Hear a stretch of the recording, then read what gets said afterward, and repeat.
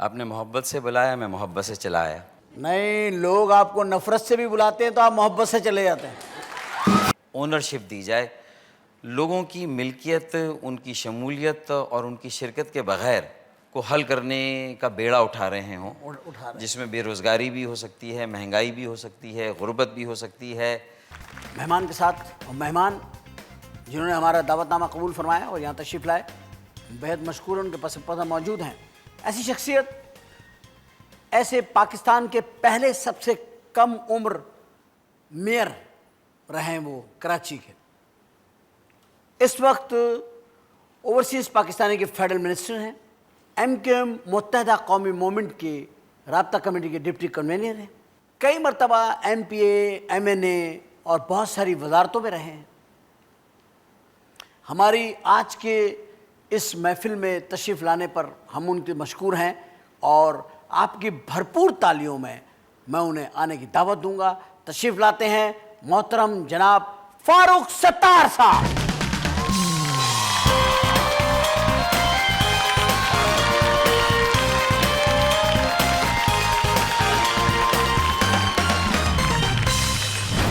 Welcome. Thank you, بہت شکریہ۔ فاروق بھائی، آپ جیسی شخصیت کو بلانے کا یہ جو اعزاز مجھے حاصل ہوا ہے، یہ اس پر میں آپ کا شکر گزار ہوں کہ آپ یہاں ہمارے پروگرام میں تشریف لائے۔ آپ نے محبت سے بلایا، میں محبت سے چلا آیا۔ نہیں، لوگ آپ کو نفرت سے بھی بلاتے ہیں تو آپ محبت سے چلے جاتے ہیں۔ یہ میرے خیال میں یہی ہماری تربیت ہے اور یہی ہماری تہذیب ہے۔ یہ میں نے دیکھا ہے اپنی آنکھوں سے، تو میں اسی بات کو کہوں گا جو میں نے دیکھا ہے۔ سب سے پہلے میں شروع یہاں سے کروں گا کہ ایک یہ ایک ریکارڈ ہے جو آپ کا ہے کہ اتنی چھوٹی عمر میں آپ میئر بنے تھے کراچی کے، کہ میرا خیال ہے یہ ریکارڈ تھا اس سے چھوٹی عمر کا۔ مطلب کراچی جیسے بڑے شہر کے اعتبار سے یہ ایک ریکارڈ ہے کہ 27.5 سال کی عمر میں الطاف بھائی نے اور کراچی کے شہریوں نے مجھے اس شہر کی کنجی مجھے سونپی تھی۔ کیا بات ہے، 1988۔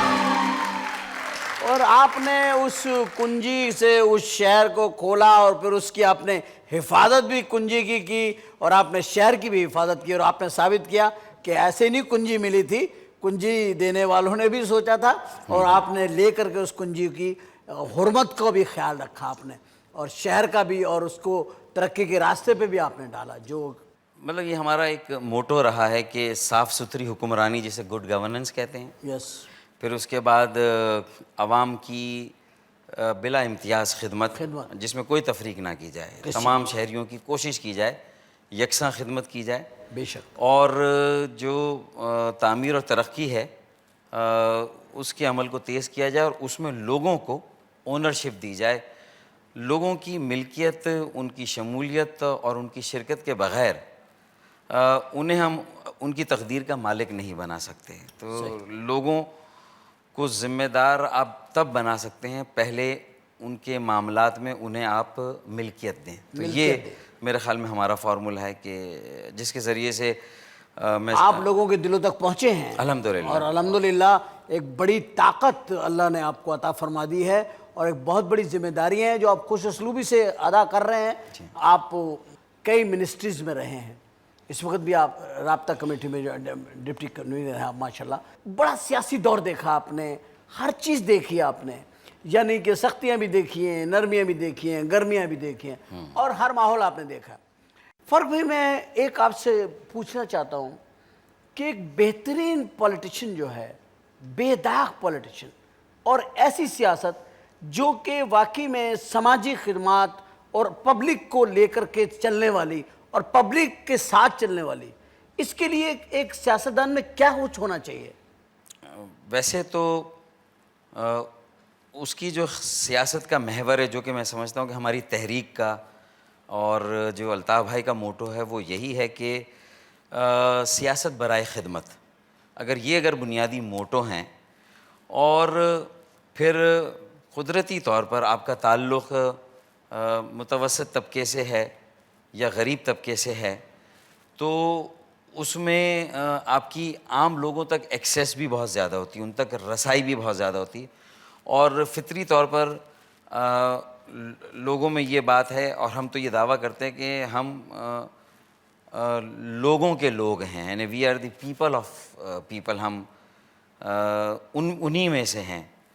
اور ان مسائل سے بھی پھر اگر آپ گزرے ہوں جن مسائل کی آپ کو حل کرنے کا بیڑا اٹھا رہے ہوں، اٹھا رہے جس میں بے روزگاری بھی ہو سکتی ہے، مہنگائی بھی ہو سکتی ہے، غربت بھی ہو سکتی ہے، تعلیم کی کیا قیمت ہے، اور تعلیم اور صحت ایک شہری کا بنیادی حق ہونا چاہیے. صحیح.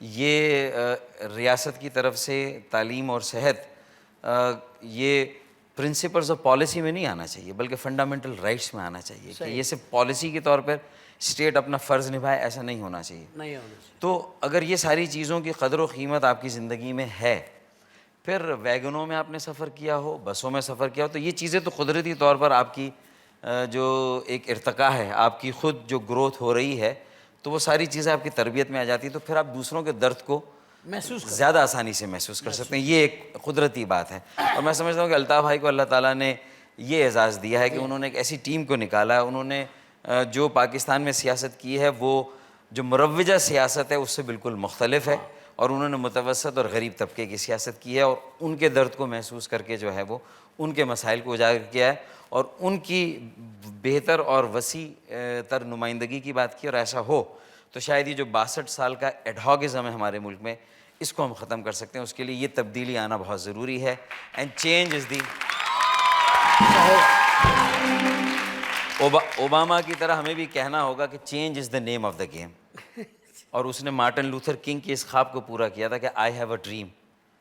تو change is the name of the game. اور پھر اگر کوئی ایک لیڈر نہیں ہے اس وقت پاکستان میں جو پوری قوم کو اکٹھا کر سکے، تو پھر وہ لیڈرشپ ہمارے اندر ہی سے تو آئے گی، یہاں سے آئے گی، یہاں سے لیڈرشپ آئے گی. اور یہ سب میں صلاحیتیں ہیں، ان سب میں قابلیت ہیں. یہ سب اپنی اپنی جگہ، اپنے محلوں میں، اپنی گلیوں میں، اپنے شہر میں، اپنے قصبوں دیہاتوں میں یہی لیڈرز ہیں ہمارے کہ وہ کہتے ہیں نا کہ اپنے ہاتھوں میں لیے شم میں یقین آئیں گے، اپنے ہاتھوں میں لیے شم میں یقین آئیں گے. اب پیغمبر نہیں آئیں گے، ہم ہی آئیں گے. واہ، یہ کانفیڈنس ہے. بہت